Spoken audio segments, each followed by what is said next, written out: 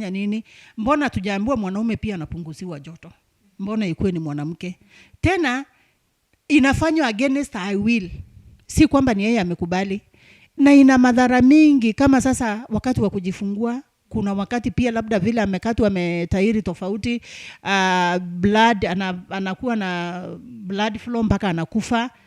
Inakuwa na changamoto mingi, fistula inakuja inakuwa pale. So when we started amplifying women voices, we identified the issues affecting us. That is why sometimes watu wanasema gender watch, unataka kujua ni nini ninafanya. But we are basing our voices in whatever is affecting us. Like now in conflict, we are affected. Climate change ndio imekuja, we are affected. Mambo ya GBV, we are affected. Mambo ya governance, we are affected. So for us, we bring all these issues, making sure that we amplify the voice of this woman so that she can fight for herself, she can be part of the decision making, she can influence policies. Ukiangalia pia mambo na policies. In 2017, wakati tulikuwa na serikali ya pili, sisi kama Northern Kenya tuko na shida kwa sababu ya illiteracy pia. Hata wale watu walikuwa wanawekwa kwa county, sio kwamba pia wanaweza kuwa competent sana, mmoja wawili ama watatu. Kuna mmoja tu atadrill wengine. Hatukuwa na gender policy. But before we didn't even know CIDP lazima tuende. Through awareness, through dialogues, na tulijua kwamba kumbe the first thing ni kujihusisha kwa CIDP. Wanawake wakuwe kwa CIDP na waangalie areas ambayo it is more wanting of them, like health, like mambo education, like mambo mengi hata barabara, kwa sababu lazima ikiwa improved, mtu anaweza fanya kazi yake vizuri.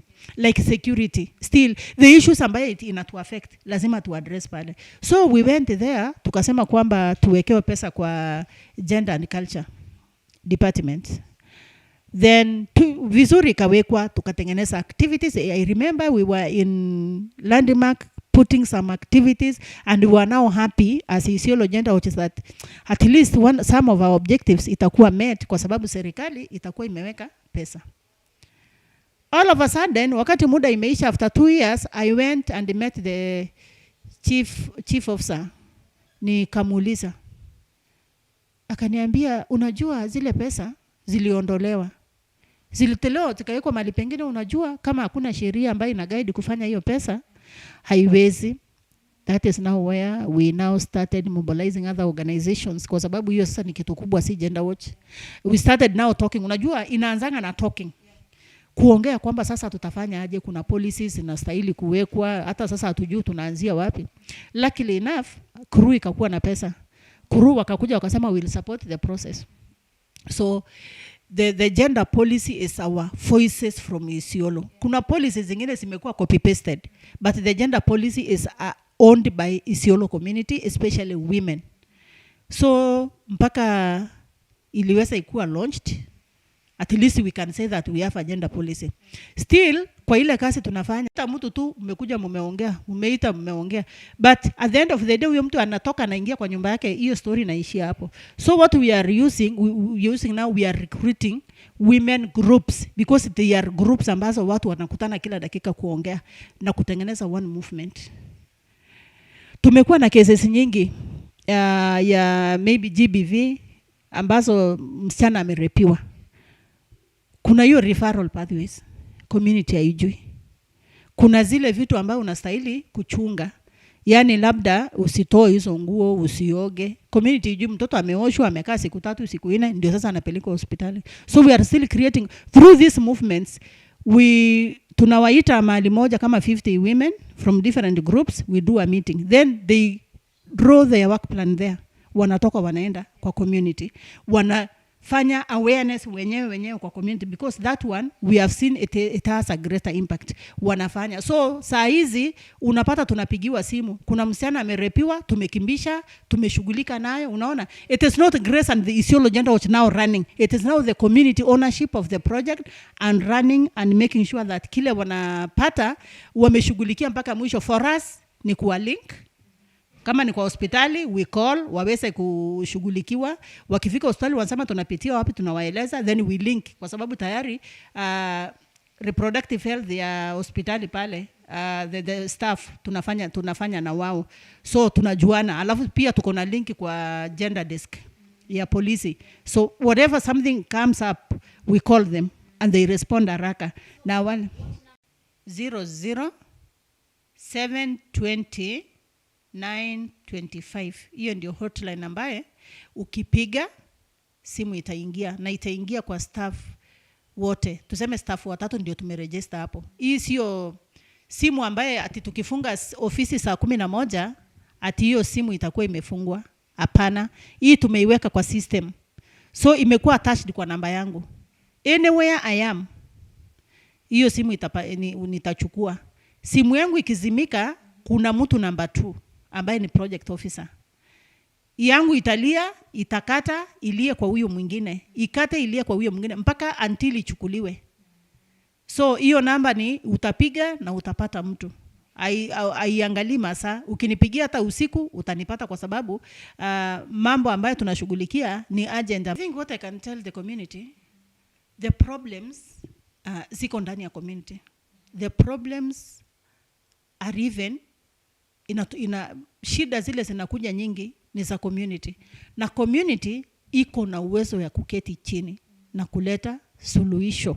Hakuna suluhisho inatoka mbali. Hata hizi organizations zinakuja, they just facilitate you to sit down and discuss your issues. They don't have any solution. So ya pili, any project coming to their area, let them own that project, because if they own it, itaweza kuwa kubwa zaidi kuliko vile waliangalia.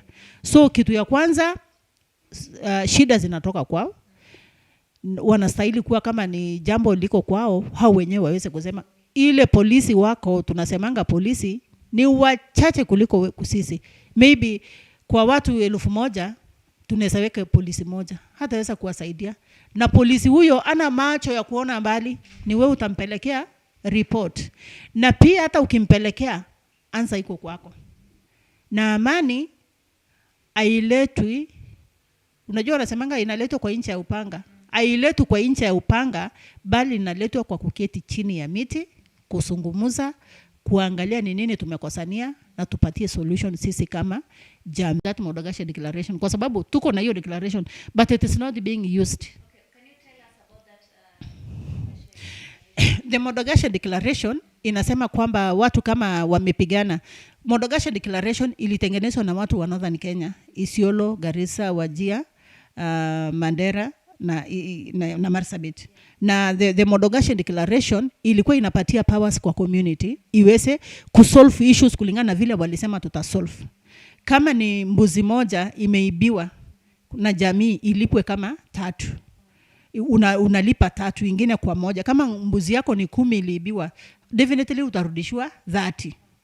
So hiyo ilikuwa inapea punishment ule mtu aliiba, mpaka anaona sasa ataenda hasara zaidi, so kesho hawezi iba.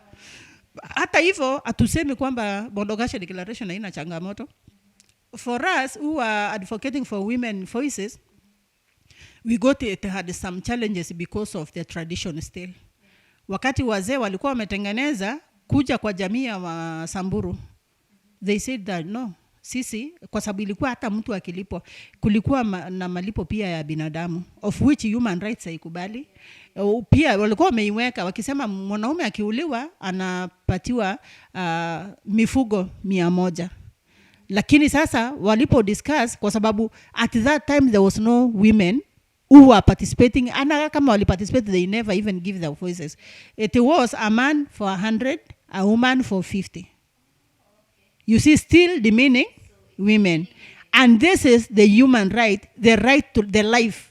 The life is still the same. Iwe ya mtoto, iwe ya nini, life is the same. A woman life, the cows. Then, alafu unaona kwamba sasa ikifika, kama hiyo declaration itatumika, ikifika kwa Wasamburu, they now say that mimi nilinunua mwanamke, she is my property. So I will not pay a woman. Kwa mila na desturi za Kisamburu, mwanamke, wanasema mwanamke na punda ni the same thing.